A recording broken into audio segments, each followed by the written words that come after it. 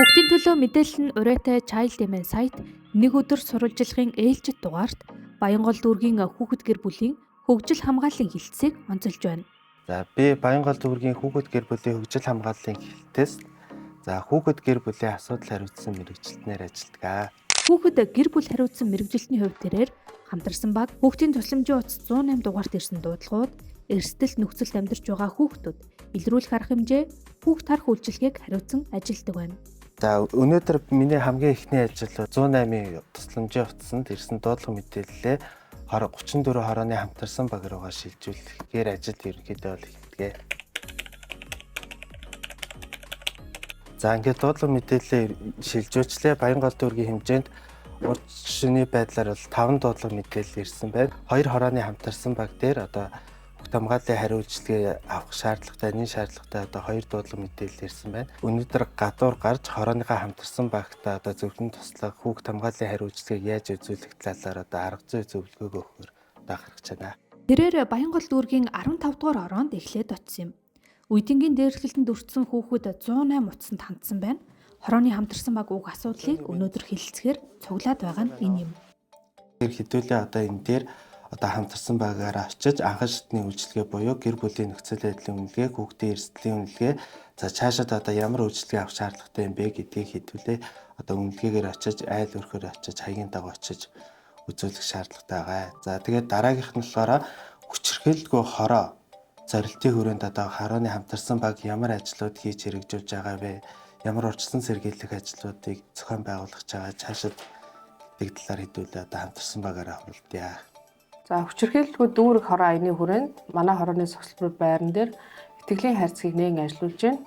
Тэгээ одоо энэ хайрцгийнхаа одоо нууцлал тал дээр одоо бид нар яаж хамтарч ажиллах вэ гэдэг дээр ярилцъя. Одоогор итгэлийн хайрцагт ирсэн санал хүсэл байгаа юм.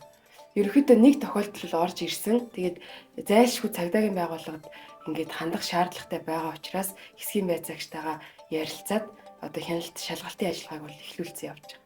Үнэлгээгээ хийгээд хамтарсан багийн нэг гишүүнд явахд болно. Тэгээд хэдүүлээ дахиж эргэж ирээд ерөнхийдөө бол нөхцөл байдалтай танилцаад хүүхэд ямар байна, тэгээд цаашаа авах арга хэмжээгээ ерөнхийдөө хэдүүлээ дахиад хурлаараа хэлдэг. За хамтарсан багаараа мэдээлэл солилцсныхоо дараа хүүхдийн гэрлөө шууд хөдлөлөө. Хүүхдийн тусламжийн 108 утсанд дуудлага мэдээлэл ирсний дагуу бид одоо нөхцөл байдлын үнэлгээ хийхээр танахыг ингээд зориод ирсэн байгаа. За хүүхэд нь сургуультай явж байгаа юу? Явж байгаа. Бие махбодын гадны талдаа харагдах ил шарах сөрөв илэрсэн үү? Үгүй. Ерөнхийдөө биднээс яг хүсэж байгаа нэн төрөнд шаардлагатай байгаа үйлчлэг нь юу байгаа л гэж. Хүүхдтэй одоо сэтгэл зүйчтэй л уулзвал жоохон сэтгэл зүйн юм зөвлөгөө асуудал үүсээ. Тэгэхээр би тэгвэл одоо буцаад ажил руугаа оронгуутлаа яг мэрэгжлийн сэтгэл зүйчтэйгээ холбогдоод хизээ яг уулзах цаг байна. Тэрийг тодорхойлох ч эргээд тань руу хариу өгье тий. Сайн байна. Тэгжээлийн авахгүй бол жоохон асуудалтай л. Аргагүй. Тэгэд яг энэ асуудлаар би бас сургуулийн нийгмийн ажилтнаа сая хэлсэн байгаа. Тэгээд бас ангийнх нь багштай дуудаж уулзаад яг энэ асуудлыг ярилцъя гэдгийгсэн. Тухайн үед нас би өөрөө очиж уулзаад бас тайлбар мэдээллийг авъя гэж бодож байна. За тийм. Тэгээд бас юу болох нь тань руу буцаагаад би яг хариу өгье. Баянгол дүүргийн хүүхэд гэр бүл хөгжил хамгааллын хилтэс 2025 оны 1-р сарын 1-ээс хойш 12 дугаар сарын 8-ны өдрийн хугацаанд хүүхдийн тусламжийн утас 108 дугаараар нийтдээ 1007 дуудлагыг хүлээн авсан байна. Үүнээс 89.6%-ийг нь шийдвэрлэжээ. Өөрөөр хэлбэл сард дунджаар 40 дуудлагыг шийдвэрлэн ажиллаж байна. Эдгээр дуудлагыг төрлөөр нь авч үзвэл үл хайхрах хүчирхийлэл, бие махбодын хүчирхийлэл, сэтгэл санааны хүчирхийлэл хамгийн их бүртгэгддэг байна. Дараагийн очиж байгаа хороон дээр давтан ирсэн 2 дуудлага мэдээлэл байгаамаа. За эдгээр нь хоёулаа хүүхдээ үл хайхрах хүчирхийллийг үлдэж байгаа эцэг эхчүүд юм. За Баянгол дүүргийн хэмжээнд урд шаналгаараа 5 дуудлага мэдээлэл орж ирсэн. За 21-р 2 дуудлага нь болохоор 21-р хорооны хамтарсан багийн одоо нэн шаардлагатай хүүхд хамгааллын хариу үйлчилгээ авах дуудлага мэдээлэл орж ирсэн.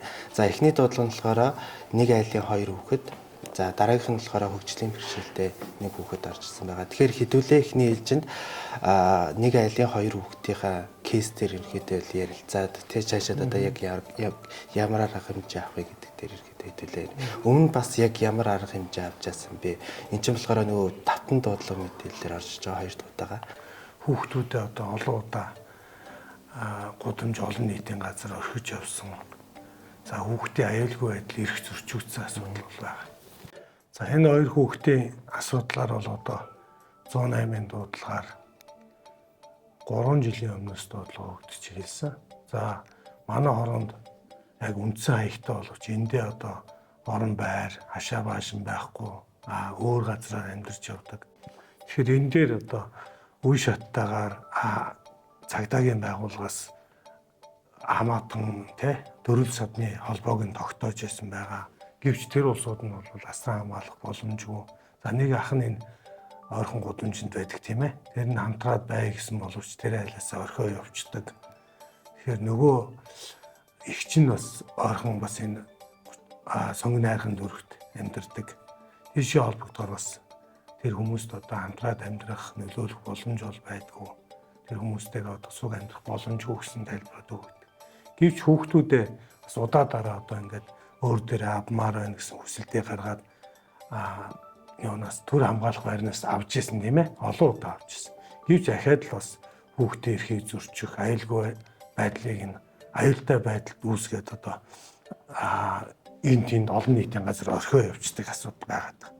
Тэгэхээр энэ дээр бол одоо энэ нийтийн асрамжийн газарт одоо харьяалуулж өгөх зүг юм аа. Тэр хүний их байх эрхээс нь татгалзуулбал зүгээрээ гэж бодож байна. Яагаад гэвэл тухайн хүүхэд одоо бас хүүхдүүдийн аюулгүй байдал одоо хүүтэрж дээ. Хүүднүүд энд орхигдвол яг аюултай учраас одоо дээр нь бас олон жилийн турш 4 дахь жилдээ явж байна тийм ээ. 4 дахь жилдээ энэ хүмүүстээр одоо хичээгээд хүүхдийн цуг амьдруулах боломжийг хангаж бүхэл арга хэрэгслүүдийг хэрэгжилж байсан. Өрхийн эмнэлгээс одоо эрүүл мэндэд анхаардаг, цагдаагийн байгууллагаас шаардлага тавьдаг. За хамтарсан багаар нийгмийн ажилтан болоод хэсгийн ахлагч байнга одоо очиж байдаг, үйлчилдэг. Зарим нэг газар одоо орцны жижүүргийгээ тэндээ амьдардаг боловч үе үе тэндээ орхиод хаяа явцдаг. Гэх мэтлэн өөрийг нь одоо ажил зуучлалж хүртэл үдсэн. Тэгэхээр ажлыг бол хийх сонирхолгүй. Гэвч одоо тэр хүүхдийн мөнгө тэтгэмжийг аваад байж явах сонирхолтой. За түр хамгаалах байранд байх хугацаанд нь бол одоо хүүхдийн мөнгө зогсоож үзэжсэн. Зогсооход бол хил ам хийдэг. Ирж уулзаад аавна гэдэг боловч яг тэр хүүхдийг асарч хамгаалаад амьдрах тэр боломж байхгүй. Тэр үйл хайхрах хүчирхийлэл гэж зүйлийг бол маш ноцтойгоор одоо үзүүлдэг ийм л иргэн байна. Тэгэхээр энэ дээр бол тэр чиглэл бүрийнхээ арга хэмжээг аваад одоо тэр улсын асрамжинд хүүхдийн аюулгүй байдал ирээдүг бодох үднэс тэр улсын асрамжинд хамруулах нь зүйтэй гэж үзэж байна. Энэ дээр хорооны үнцэн аян дээр бүртгэлтэй аутизмтай хүүхд маань бас түр хамгаалах баримт хүргэж ирсэн. За одоо энэ удаа бол бас давтан дуудлагаар ирсэн байна. За бид нар бол одоо тухайн хүүхдийг бас өмнө ар гэрт нь нэгтгэхдээ ямар ажиллагаа хийсэн бэ гэхээр за тухайн ээж маань болохоор донтолтын эмэгтэй учраас сэмүүдтэй 7 хоног хэвтэн эмчтүүлсэн. За тэгээд тухайн хугацаанд байхад нь хүүхднээс бол холбоон зүйчилж ажилласан. Эмээтэй холбогдоод учир байдлаа хэлэхэд эмээ нар туслан дэмжлэг үзүүлээгээ тухайн хүүхдийг ээжтэй нь хамт одоо нэг өрөө байрт хүрээсэлж өгөө гэсэн санал гаргаад жилийн төлбөрийн нэмээд төлөөд одоо бид нэр хороотойгоо ойрхон хүрээсэлж өгсөн боловч тухайн ээж маань хүүхдээ хаяад бас орхиод явсан байгаамаа. За 10 дугаар сард одоо суугийн үйлчлэгчдэн захиад за манай дээр ийм кейстэй хүн байгаа шүү та харж хандж байгаараа ямар нэгэн үйл явдал болоод бид нэр хэлээрэ гэж захиж хэлдээсэн. Тухайн өдөр болохоор орсны жижүүрэн заалгасан. За яг яваад очиход бол 12 давхар дээж мань хүүхдээ төгжээд гараад алга болсон байсан. Хүүхд нь одоо 3 цагийн хугацаанд хаалгаа нүдэд ойрлж исэн. За цагдаагийн байгууллага дуудаад гаднаас одоо цоож онгойлгогч хүн одоо хаалгыг эвдэж ороод хүүхдээ аваад 108 дуудлагатай түр хамгаалах байранд хүргэж өгсөн байгаа. За бид нарын зүгээс бол шаардлагатай болцоотой бүхэл арга хэмжээнүүдийг авч ажилласан боловч тухайн ээж маань хүүхдээ дандаа олон нийтийн газар хайж төөрүүлж явдаг. СЮ шүлжээ дэлгүүр гэх юм уу тий.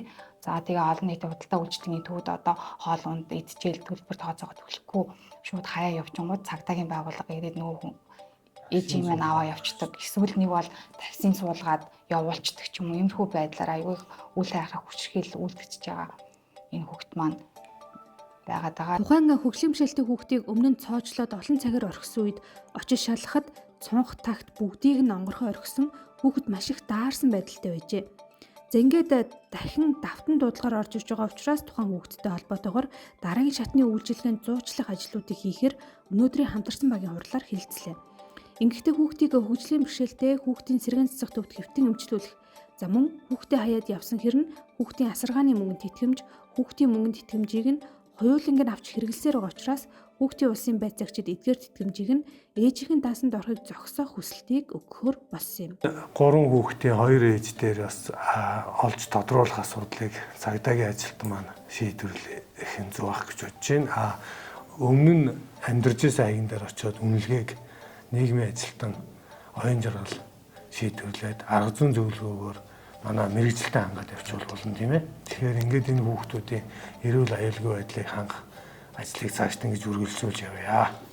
Монгол дүүргийн 21-р хорооны хамтарсан багийн хурлаар сая хилэлцсэн 2 өөр кейсүүдийн хувьд хоёулаа ээжүүд нь хүүхдүүдэд үл хайхран эрхийг нь ноцтой зөрчсөн талаар ярилцсан.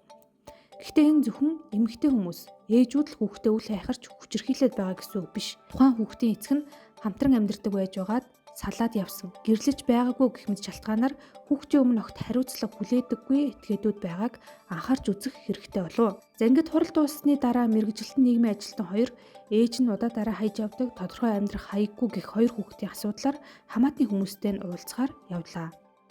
Гадуурх явж байгаа ажлууд бол ингээд дуусч байна. Одоо ажил руугаа ороод ерөөдөө бол дахиж 108-ын дуудлага мэдээлэлээ шалгана. Одоо шуурга тусламжийн хариу үйлчилгээ авах шаардлагатай дуудлага мэдээлэл байх юм бол би дахиад 108-ын дуудлагаа шилжүүлчихэд өөр одоо бусад хороод руугаа явна. Дуудлага мэдээлэл гайгүй байх юм бол одоо би хилцс дээрээ компьютерийн ард суугаад одоо тайлан мэдээгээ нэгтгэх сургалтынхаа одоо урьдчилан сэргийлэх ажлуудыг төлөвлөөд ерөөдөө ажиллана.